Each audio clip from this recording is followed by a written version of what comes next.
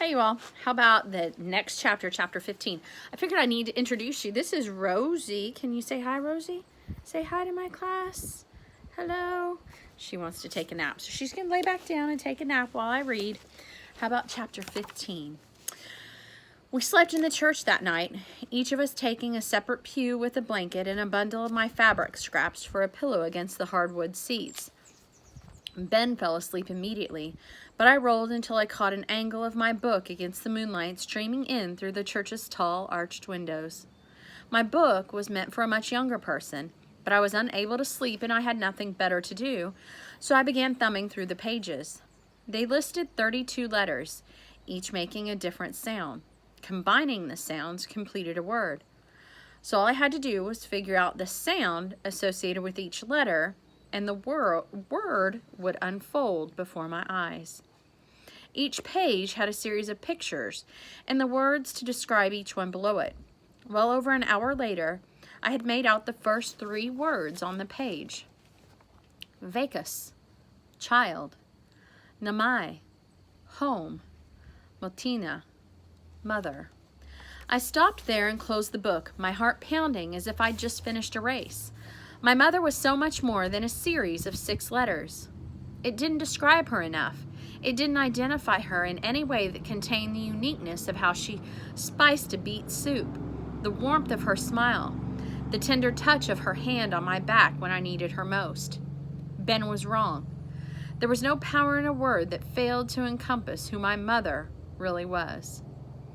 I looked over to the pew where he slept to ask him about that, and only then I noticed how low the candle had burned. I should have been asleep myself. I dropped the book on the floor, frustrated by how those words simplified the clash of emotions inside me when I thought about my mother. How I missed her. I loved her, desperately wished for any news of whether she was safe, whether she was afraid of going to Siberia. But I was also angry that she had kept a secret life so separate from her life with me, never once letting on what she was doing, never once trusting me to help her, or now to save her. And for all those thoughts, the only word the book offered to me was Motina. Little comfort as I finally closed my eyes. I couldn't have been asleep for long when the doors of the church burst open and a man ran through the door calling, Kunagas, Kunagas, for the priest to come. Both Ben and Lucas bolted straight up from their benches, and Ben tore off his blanket to rush over to the man. Although he had asked the man to lower his voice, the tall open ceilings of this room created an echo, making it easy to hear their conversation. "A search is coming," the man said. "They're looking for you. By morning, the Cossacks will be here. Are there any books in this church?" Ben glanced at Lucas. "Get the priest." Then to me he said, "Gather up our blankets. We must leave at once." I began stuffing the fabric scraps back into my sack, then folded up the blankets, pulled my boots onto my feet, and followed Ben and the man who'd come out of the church and into the stables. Ben began hitching up the horses while I started loading books back into the wagon as quickly as possible. No. Ben held up an arm, but it was the tension in his voice that stopped me in my tracks. "They know a wagon brought the books into the town. They'll watch for wagons to be leaving the town. We must go other ways." "I have a cart with me," the man said. "If you and your carriers will take the extra books and leave town, I'll take all the books that were meant to be distributed here and get them delivered by morning." By then, Lucas and the priest had joined us. The priest helped load the books into the man's cart while Ben gathered me and Lucas around him. "How many can you carry?" he asked Lucas. Lucas looked over at the pile. "A dozen, I think." Ben nodded at him and then turned to me. "How many?" "A dozen." Ben started to object, but I added, "If Lucas can, then I can." I began pulling the fabric scraps from my sack to make room for the books. Ben counted out 12 books and handed them to me, though I noticed they were thinner than what he had handed Lucas. I stuffed them deep within my sack, pushing the fabric scraps around the edges so that my sack would look rounded rather than square. "Fabric scraps won't do." The priest held a finger to his temple. "Wait a bit." He hurried back toward the church, returning a few minutes later with some maroon tube-shaped flowers that somehow smelled like raw meat. I cocked my head away from them as he stuffed them into the top of my sack. "What is that?" He smiled. "Birthwort. If you don't like the smell, then neither will the occupiers. Tell them it was your grandmother's favorite and you're going to lay them at her grave." I stiffened. "My mother is still alive." The priest drew back. "Oh, yes, of course, I'm sorry. But that is a good excuse for why you might be carrying them." "If I'm stopped, I won't use that excuse." "Well, tell them anything you want," Lucas said, stuffing a canvas sack with his own books. "Better yet, just don't get stopped." "We're leaving together." I looked from him over to Ben. "Aren't we?"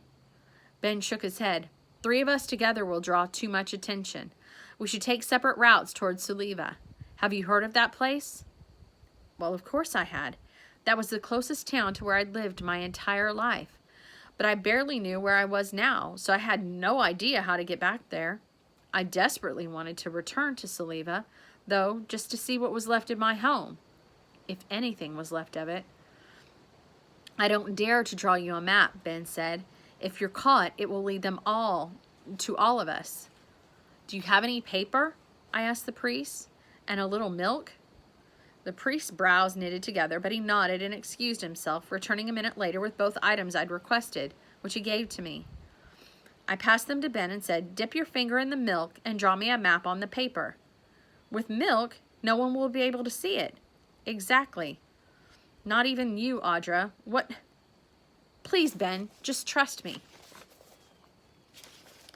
I doubted that Ben had the capacity to trust me, but hopefully he'd decide it was easier to do as I asked so that we could all get on our way. Whatever his reasons, he drew the map and passed it back to me with a huff. I waited for the paper to dry, then carefully folded it and put it inside a pocket of my apron. If I was caught, all they would see was a blank paper. It occurred to me that maybe we should print all our books this way. When I finished, Ben said, "You've had a little practice at smuggling, and you've done well. But this will be far more difficult, for we're headed into a city where there are more watchful eyes. Our people will not trouble you. If anything, they will greet and protect you as a hero. But there are Russian civilians in the cities.